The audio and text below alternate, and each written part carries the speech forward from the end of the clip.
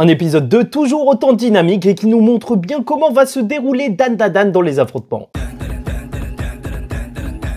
Mesdames et messieurs, ici Chat sur la chaîne secondaire, ça y est, Chat le Phénix pour vous parler de cet épisode 2 de la première saison de Dan Da Dan, la nouvelle série événement qui sûr et pour sûr va faire énormément de bruit. Et bien sûr, on suit Momo Ayase et notre très cher Ken Takakura. Je fais des petits shorts en parlant de Dan Da Dan sur mon TikTok et même normalement vous les avez aussi vus sur YouTube. Mais voilà, déjà, que dire pour ce second épisode, c'est que l'animation, encore une fois, est super léchée. Je vous rappelle que les premiers épisodes étaient diffusés au cinéma et c'est tout à fait compréhensible. Là, alors que le début c'est juste de la conversation, alors on a quand même des effets visuels. Voilà l'image qui se découpe en plusieurs plans, ici et là, en 3, qui font des slides et compagnie. C'est génial, ça rend le tout dynamique et ça fait que en fait, tout le temps qui passe, tu arrives à le sentir tout en étant aussi agréable à regarder. C'est pas longuet et ça se tient et ça reste dynamique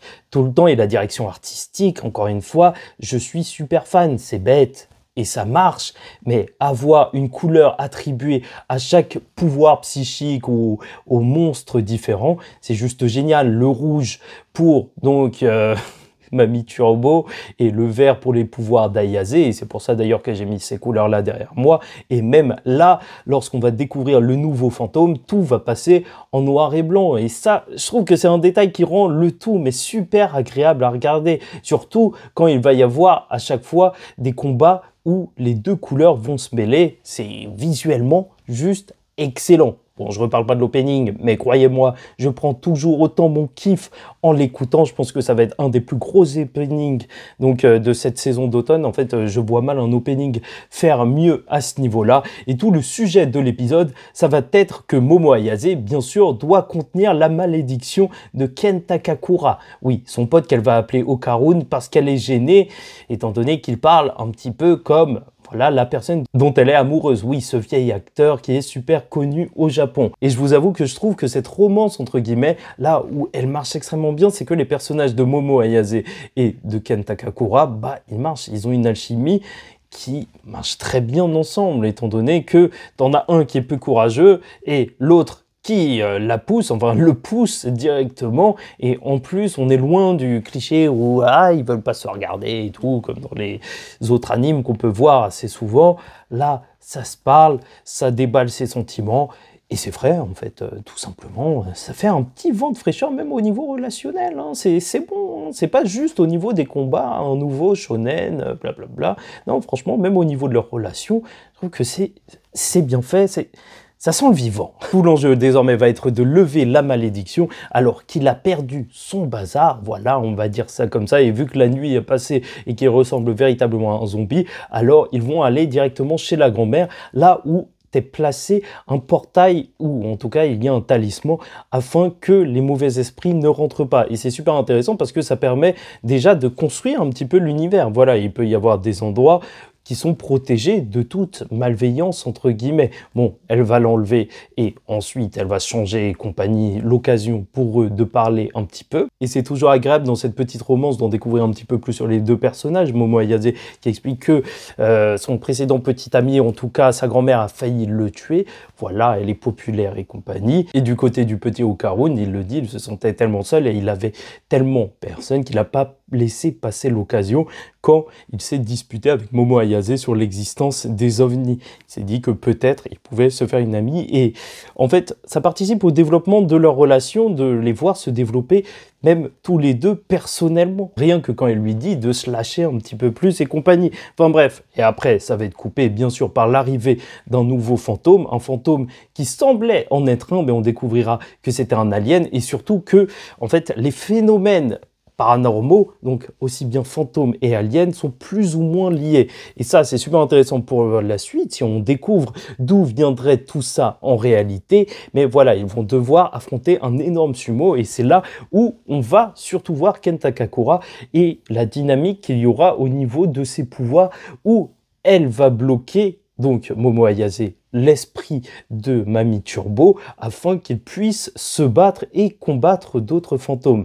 Et là, on va le voir, ça lui donne une énorme vitesse, ça change un petit peu sa personnalité parce qu'il est possédé par un fantôme, c'est tout le jeu aussi, même s'il n'arrive pas à gérer parce que son corps ne tient pas. Et ensuite, on va avoir toute cette partie où ils vont essayer de battre ce sumo par rapport à ses propres règles. Et ça, c'est super intéressant parce que ça nous lance dans une dynamique où les combats de Dan, ça va être plus des combats par rapport à des règles et des rituels. Donc là, il se dit, c'est un sumo, il ne doit pas toucher le sol.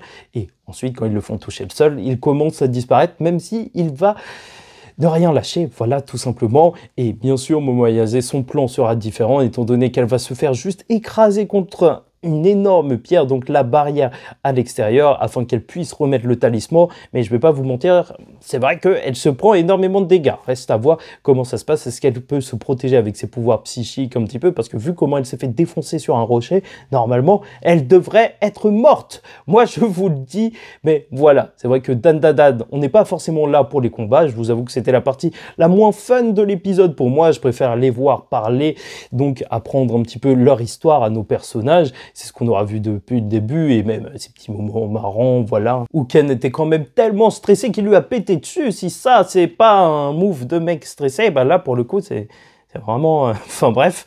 Et donc, l'épisode se terminera sur, si depuis le début, il tentait de retenir la malédiction de Mamie Turbo qui, donc, reprend le contrôle du corps de Ken, alors que Momo, elle, tombe dans les pommes de fatigue.